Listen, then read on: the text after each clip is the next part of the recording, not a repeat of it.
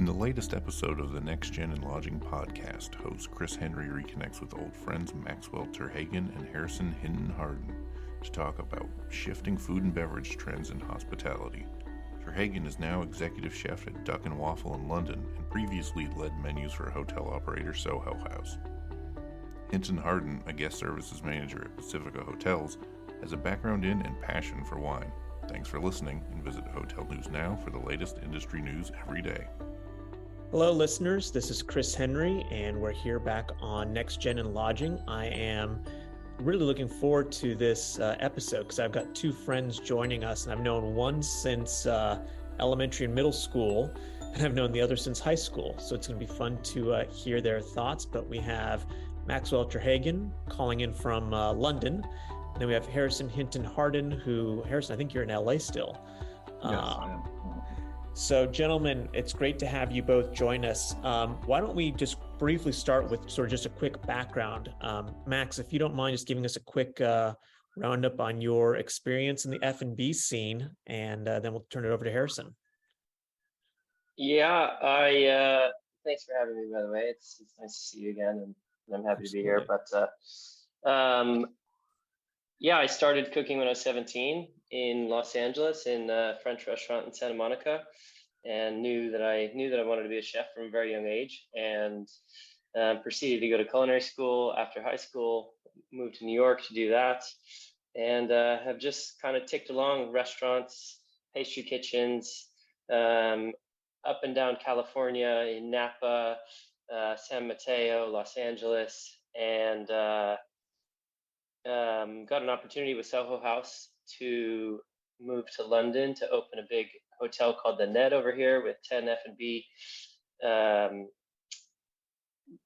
outlets within it, and I stayed with them for about 6 years and met my wife, so stayed here, and a year ago opened a independent restaurant with a small group of investors, and then have recently joined a very large restaurant called Duck and Waffle on the 40th floor of the Heron Tower, open 24 hours a day, 365 days a year, and I'm the executive chef over there. So it's been quite the journey. I say Duck and Waffle is quite the landmark as well. You get locals and visitors alike wanting to go there for the views and your great food. Yeah, it's fun. It's been a very fun place to work. I've been there about 7 months now, and I've really enjoyed it. So it's good. Awesome. Well, Harrison, why don't you give us a little bit of a background on yourself? So yeah, thanks for having me. Both Chris and I went to high school together, and I would say my journey with like wine kind of started at Cal Poly, Pomona. There is a big hospitality school there. And I actually studied business in school, but I took a few wine, beer and spirits courses as like electives on the side. But that definitely piqued my interest with wine. And I had opportunity to take some courses with the Quartermaster Psalms. And then after graduating, I spent some time overseas working for a nonprofit. And that place happened to be France. And so I had the opportunity to kind of taste more wine and drink more wine and get a lot more experience. And then during the pandemic, I felt like, the wine industry and just wine culture in general is intimidating, and it can be like very stuffy. And so I ventured out on social media via Instagram. I'm starting a page called Not a Psalm, which is like I'm kind of rejecting the stuffiness of wine culture that can be present, and kind of democratizing wine culture so that everybody can feel comfortable and learn more about wine. And so that's kind of how I kind of got into wine and alcoholic beverages and things like that. Very cool. Very cool. Max, I know you mentioned that this is a busy week for you because you have your new menu rolling out. Can you give us some thought on the process that you're going through right now with menu planning? Because I know in the UK, much like here in the US, inflation has been an issue. how do you take current economic factors into menu planning and sourcing your raw ingredients? I mean, it's definitely challenging.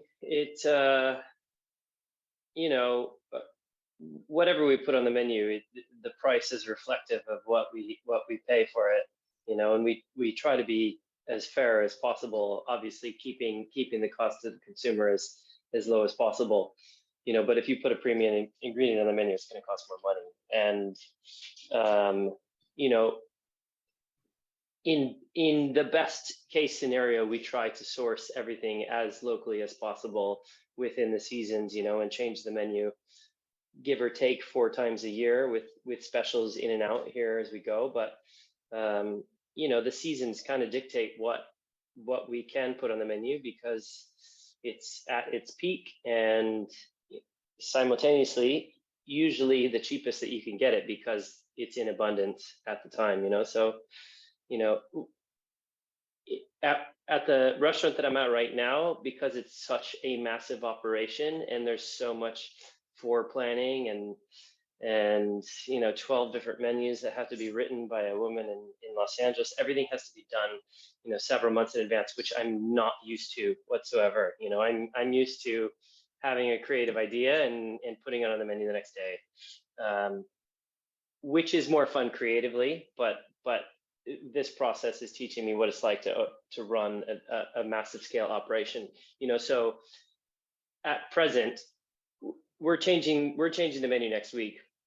You know, but at present, I'm testing dishes that I would like to put on the menu, you know, 4, 5, 6 weeks in advance, which poses challenges because some of the items that I would like to use in 6 weeks aren't really available. So I have to use subpar products at you know, today, knowing that they will be better as the seasons change. You know, so it's challenging, and I'm wrapping my head around it. It's definitely a very different experience to anything that I've done before. So yeah, I hope that kind of answers the question. Yeah, no, it does, because I think that's something that's, I mean, I think on the consumer side, especially in hotels and such, you know, food and beverage is getting expensive. Not that it wasn't before, but it's certainly gone up. And I don't know, Harrison, if on your end with wine, if you're starting to see prices get impacted already, or if that's something that you're expecting down the road. Definitely. I mean, especially during the pandemic, we had the fires in Napa, you know, and that's definitely reduced the output. A lot of the wineries. You see, there's like big shifts in like consumption. I guess like who is drinking wine and what wine is marketed to whom. Premium sector. I mean, the wine has pretty much the prices have remained kind of flat. But we've noticed like increase of like entry level wines. The prices have gone up, and so I don't know. I feel like things have probably like remained pretty stable over the past couple of years, but inflation is changing consumer habits, I would say.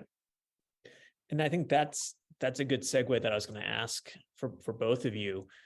With the pandemic happening and now inflation happening and people just trying to get back to normal, when you're either speccing your menus or speccing your wine lists, would you say you've seen choices change? Like are consumers picking different options, price aside, or palates changing, or are tastes changing? Anything coming out of this sort of crazy couple of years that you're noticing? That's a good question. And I don't know that I have an answer for that. Harrison, I'll defer to you for now. Yeah, I do. So it's very interesting. In the past couple of years, what we've seen is that the boomer generation and generations prior to that, they are the largest consumers of wine.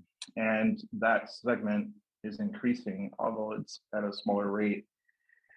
What's very interesting is that millennials and Gen Z, while they're still drinking alcoholic beverages, the wine segment is pretty small, and they're consuming ready-to-drink cocktails more, spiked seltzers, spiked cocktails that are like in ready-to-go formats. And so I've even seen here in LA, most restaurants have had to transition from a full wine list or a full wine menu to a hybrid approach. And so back in the day, like we're doing food and wine pairings for everything. So now we're doing cocktail and food pairings. So you'll see wines you'll see menus that are incorporating cocktails, wine, alternative beverages like adaptogenics or CBD infused things. That's some of the things we're seeing here in LA. So I think I'm not in the restaurant industry, so I really can't speak to specifics, but when it comes to like purchasing like lots of wine, which has a low shelf life, as opposed to spirits, making cocktails, I feel like the blend is encouraged. The blended menu is encouraged, especially based on drinking habits of different generations. And it also depends on what audience your restaurant is geared to, and that'll determine your offerings as well.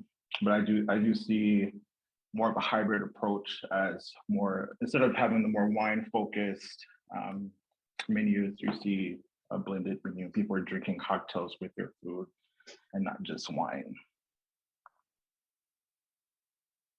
Any thoughts on that, Max?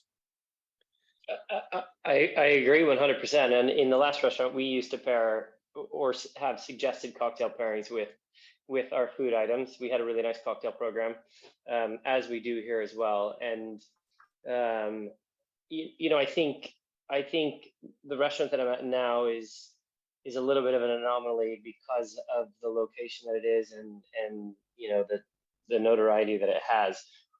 People come to spend money at our place, and I'm not going to say it's we have our challenges, and we can definitely see the trend. Immediately after lockdown, people were ready to spend money, and there was a big uptick in all the parties that were canceled or put on hold, due to the multiple different lockdowns. As soon as we came out, everybody was flush with savings and spending, and now you can see the purse has been tightened, but simultaneously we are a very touristy destination and a very celebratory destination, so we get a lot of birthdays and anniversaries, and our lunchtime trade, because we're in the heart of the city, is very much business meetings. So it's hard to gauge that particular question, but we can see the trend in the sales, and as a result of all the increasing costs, we've had to simultaneously increase our costs to maintain the same P&Ls at the end of the day. So yeah, and that's interesting. So thinking back on your Soho House days, and I think you were out at if I remember from Instagram, like you were out at the farmhouse at one point. Yeah, briefly for a couple of months. So when you think back, because Soho, they do have sort of hotel components at some of their locations. Yeah. Prior to the pandemic and then going through it and now coming out now, are there any, from an operations perspective, any changes or challenges that you guys sort of experienced, but you think that coming out on this back end is more successful? Were there good like adaptations that you think restaurants should continue to follow? Soho House definitely adapted massively as a result of the pandemic. Here in the UK, obviously we had Brexit, and then we had the pandemic, and we are struggling, as I know is an issue in America as well, to find people that want to do this job anymore. And staffing is increasingly the most difficult issue that we face. And, as a whole across the UK, there's just a massive shortage of people that are willing to be chefs anymore, and it's become so competitive, and the prices that or the wages that chefs are being paid are so much higher than they ever were before. And it's almost like a bubble that feels like it's going to burst, because restaurants and very good restaurants are struggling to keep up and closing as a result of this problem. You know, and in Soho House, one of the things that they saw that writing on the wall, and they were able to create, you know, one thing that they did, they globalized the menus, you know, to make everything very streamlined. And they wanted to know that when our customer comes to this house or this house or this house, the food is going to be exactly the same. And they did a very good job with that. And in order to achieve that in the UK, I think, I can't remember at the time, there were, you know, 15 sites in London, something like that. In order to achieve that, they had a massive prep kitchen that produced, you know, the base recipes for everything that they served, and would distribute them to the houses. And then, you know, they would be finished in the kitchens, effectively eliminating, you know, a massive part of your team that you needed to have to produce, and simultaneously making sure that everybody had the same exact product, driving down costs, you know, giving them a much better bargaining power for you know, price negotiation. And we don't really have that option, being, you know, one restaurant, but you know, a bigger company like that has the ability to you know, negotiate on price, you know, arguing for 15 different locations. So Yeah, and Harrison, how about for you on the wine side? Have you, you know, I don't follow it close enough, but have you seen this vineyards and wineries come and go right now, or is everybody really still trying to just get product out? You know, fires aside and global warming aside, are they having a human capital crisis as well? You know, I'm not sure. I know a lot of wineries are just reducing output to kind of control, you know, whatever issues or constraints that are occurring because of inflation and the after effects of the pandemic. But as far as like seeing wineries disappear, I wouldn't say so. But I do think that they're tightening up to kind of control the cost. Yeah, I know on our end for the hotel side, much like you're saying, Max, it's been really difficult to find good talent and retain good talent, but then also, yeah, salaries are sort of somewhat out of control and certain strange, unrealistic territory. And that's on top of union problems and everything else that comes with it. So I totally hear your challenges. Are you finding, at least in the UK, is more of your staff right now local, or is it still from abroad, or what kind of challenges are you seeing? I have a team of 41 chefs, and I think off the top of my head, 2 of them are English and 1 is Welsh, and the rest are, you know, from Europe or Africa or Central or South America. I'm the only American. Yeah, but you know, there's probably 25 different nationalities, which is amazing and you know, super fun to work with. But you know, we're struggling. It's become increasingly difficult for people to get visas here, and yeah, and you know, you don't get a lot of English people that want to do this kind of work, from my perspective. And are you recruiting a lot, just out of curiosity, a lot from culinary schools, or are you just looking for zero? Oh, okay. Yeah, we're just we are. We're just looking. We're looking for, you know, people that have good attitudes and willing to do the job, and coachable, teachable. Yeah, that's The most important awesome. things. Yeah. Yeah. So let's talk. Yeah. Let's talk about something a little bit more fun. So Harrison, tell me, for 2023 and beyond, what are your 3 wine or beverage trends that you're following? Okay, so the exciting part for me. I think because of the demographic that's like interested in wine, or they're more focused on health and wellness. We see a lot of interest in no alcohol or low alcohol wines. And interesting enough, I think towards the end of this year, it's going to be required for all wine labels to have nutritional facts, which I think is going to be kind of a double-edged sword, because we're going to have people who are enlightened by the fact, oh, okay, it says 0 calories, or this has this much calories, this much sugar. But then people are going to be like hyper focused on ingredients that they don't understand in the winemaking process.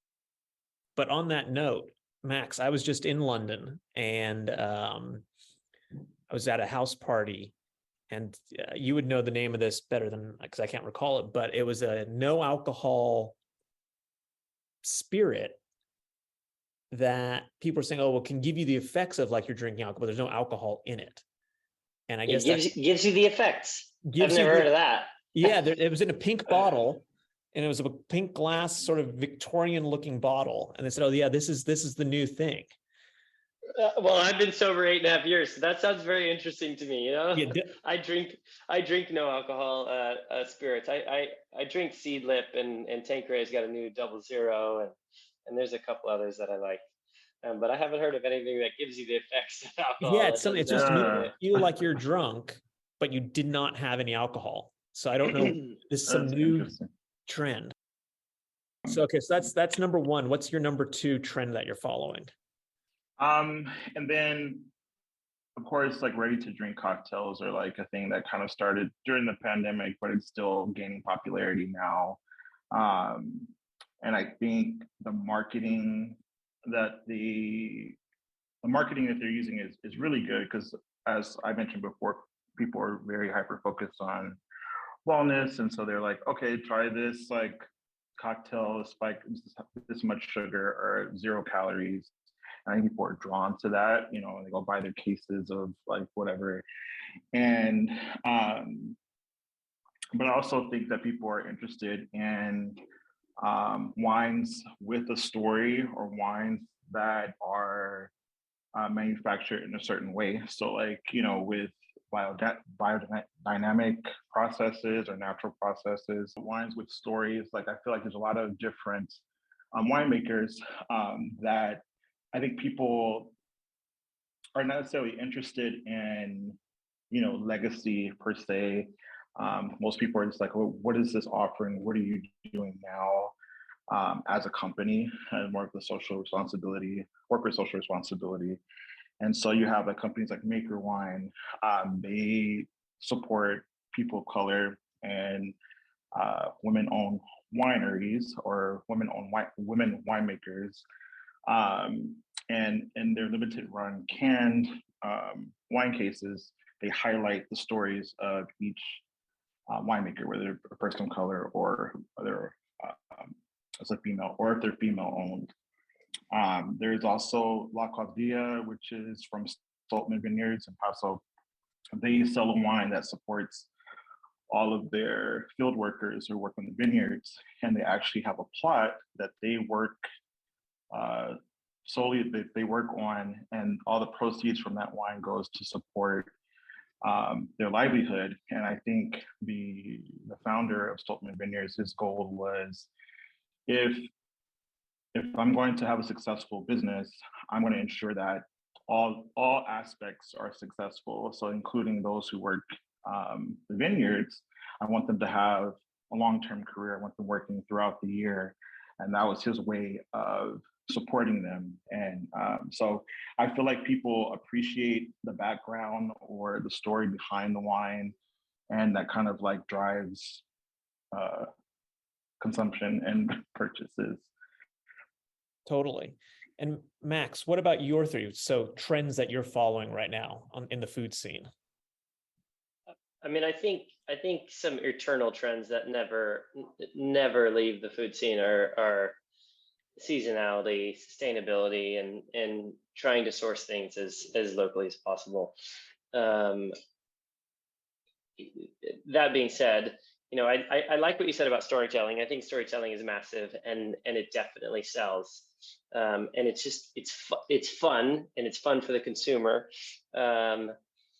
Everybody likes the third generation hand me down tiramisu that Nona taught me.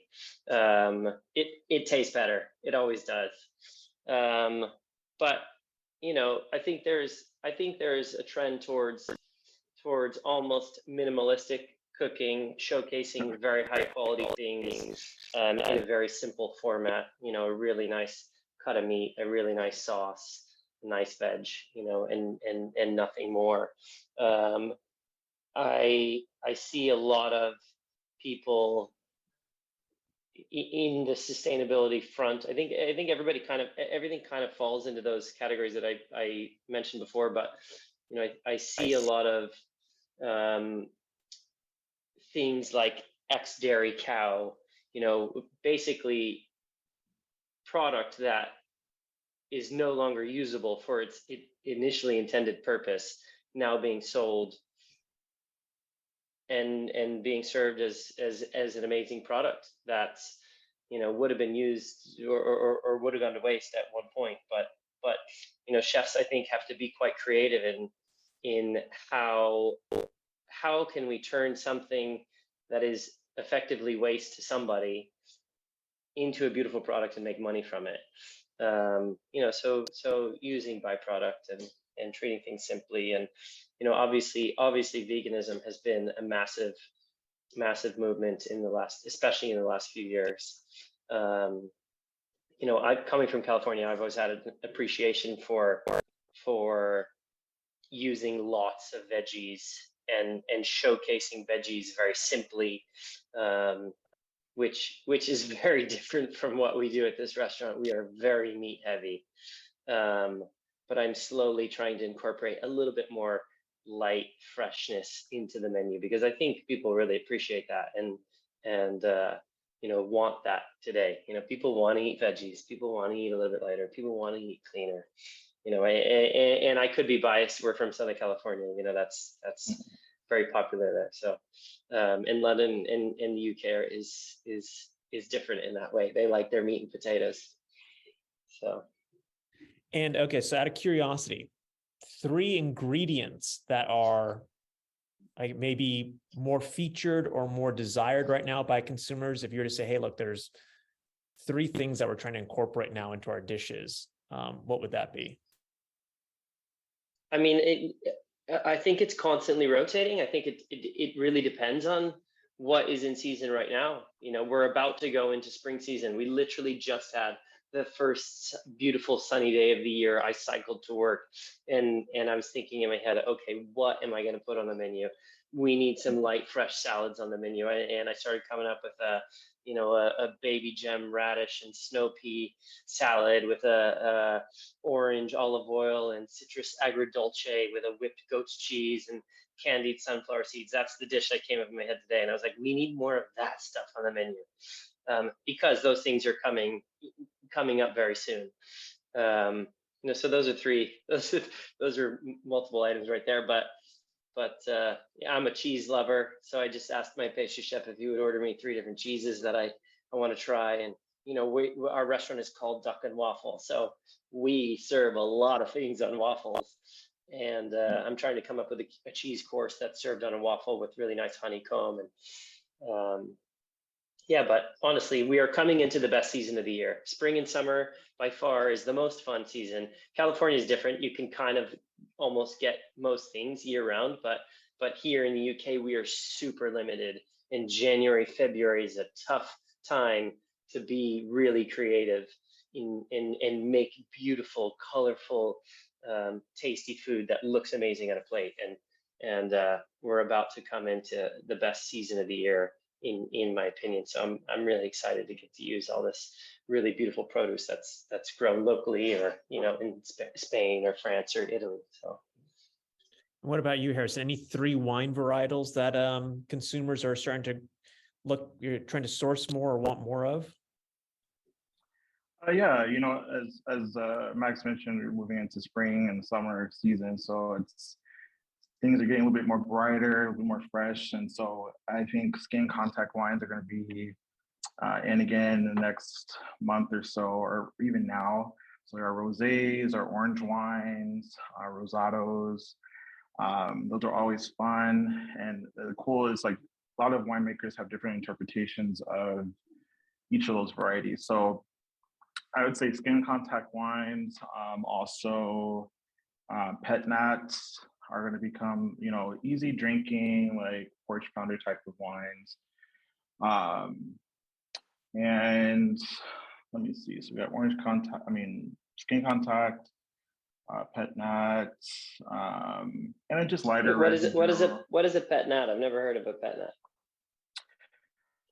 Oh, so pretty much, it's a wine that is bottled during the initial fermentation process. So during that first stage, with the sugar still in the bottle, so they bottle it up. The yeast eats at the sugar and creates carbon dioxide, so you get kind of like this light, sparkling, as opposed to like with champagne, you use already produced wine that's still, you put it in, and then you add yeast and like a sugar liquor to start the process again and create the carbon dioxide inside of champagne. So it's just like it's just it gets the carbonation from the first step, from the initial fermentation for the first step. And so it's like a light, sometimes funky, depending on how much on what yeast is used and how it's processed. Are you seeing people trying to explore more unique wines as opposed to the normal sort of everyday standard wines?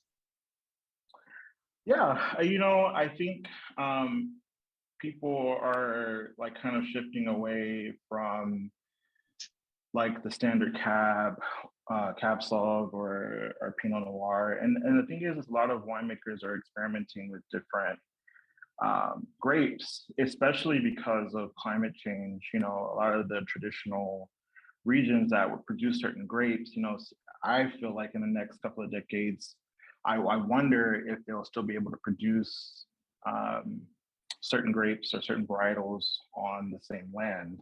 And so you see a lot of like, even in the Finger Lakes region, which is kind of like an underrated area where they're producing Gewürztraminer and Riesling, and kind of like in the cold climate style.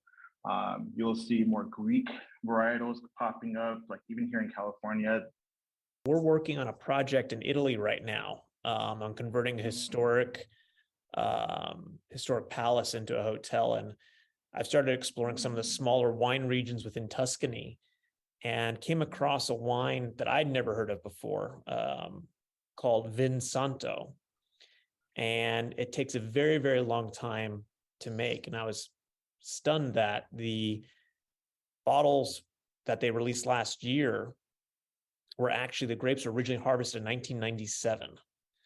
It takes that long for them to go through the sort of maturation process. So I think there's some fun things out there that people don't realize that are rare and unique. That just could make something really interesting. So for Max, if your wine buyer's ever struggling to find something different for Duck and Waffle, check out Vinsanto. Yeah, dessert wine, very sweet. It's I have a friend. He's a former colleague. He's Slovenian, and a close friend of his is a winemaker, and he brought me a bottle of wine that when I first started working at Duck and Waffle, that was very, very cool. It was I don't remember the exact specifics on it, but it was a sparkling wine that they aged under the sea, 100 meters under the water. So it had like little barnacles and things growing on it. And apparently the minerality of the seawater was supposed to be able to penetrate through the cork, incorporating with the wine. And obviously I don't drink, so I didn't taste it, but it's a very cool story. And the bottle looked amazing.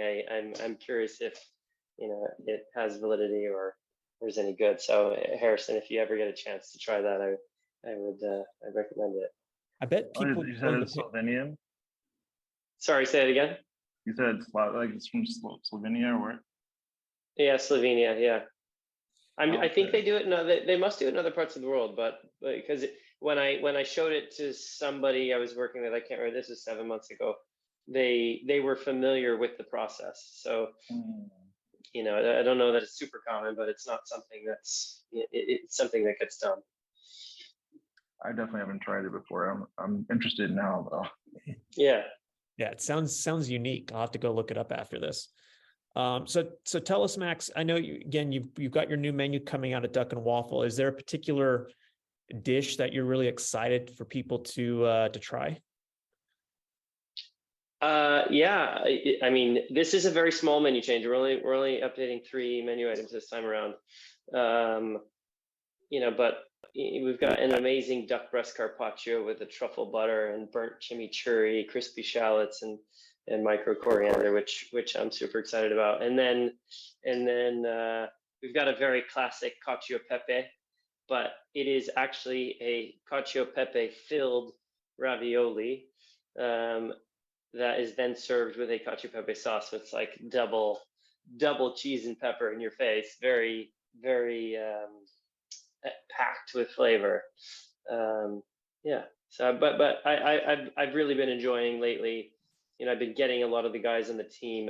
I've been trying to help foster some creativity amongst these younger guys in my team, and some of the ideas that they're coming up with, and the ideas that they're helping me come up with have been really fun. We just made a really nice smoked salmon fish cake with a green garlic velouté, burnt tomato ketchup, and tartar sauce, and just it's fun. It's fun to just play around, be creative, see what works, see what doesn't, how to tweak it, and where's the salt, where's the acid, where's the fat, where's the heat. So sounds delicious. It's almost lunchtime here in LA, so now I'm focusing on that. Well, we're sort of coming towards the end of our time here, and I really want to thank you guys for participating. I'm going to start with Harrison here. What's one thought, Harrison, for folks who are dealing with beverages in the industry right now? What's one sort of takeaway you'd like to leave them with? I would say, as a consumer, as someone who's interested in wine, just be experimental. Drink more wine. I always say just drink more wine, because the more that you experience, the more that your palate will develop. And then even I was interested even with Max was saying about how he's developing his menu for the spring, and how that looks with the offerings they offer for wine and cocktails, and how that pairs well with the relationship between what's on the food menu and what's on their beverage menu. But yeah, drink more wine, experience more wine, develop your palate. Don't be afraid to try different things. Experiencing food and wine together is an experience, and I think that also drives people's passions to consume more and drink and enjoy food. So yeah. Great. Appreciate it. And Max, any closing thoughts from you on the culinary scene for our listeners, and any last takeaways? I would say just be kind, support your local business, and be understanding that a lot of people are supporting their livelihoods with this industry, and is a very difficult time for most restaurants out there. So, try to be a little bit understanding, and, your server might be waiting on a lot of tables, and the chefs in the kitchen might be very short staffed and not have someone washing dishes. And, it's tough right now. So just be understanding, and support the business, and, yeah. Well, I appreciate it, gentlemen, and thank you, listeners. You tuned in here with Chris Henry, Maxwell Terheggen, and Harrison Hinton-Hardin. This has been another episode of Next Gen in Lodging as part of Hotel News Now. And we appreciate everybody tuning in. And thank you both for participating. Oh, thank you. Thank you. Thank you for listening to the Hotel News Now podcast network. Make sure to subscribe on Apple or Spotify and visit hotelnewsnow.com for more hospitality industry news.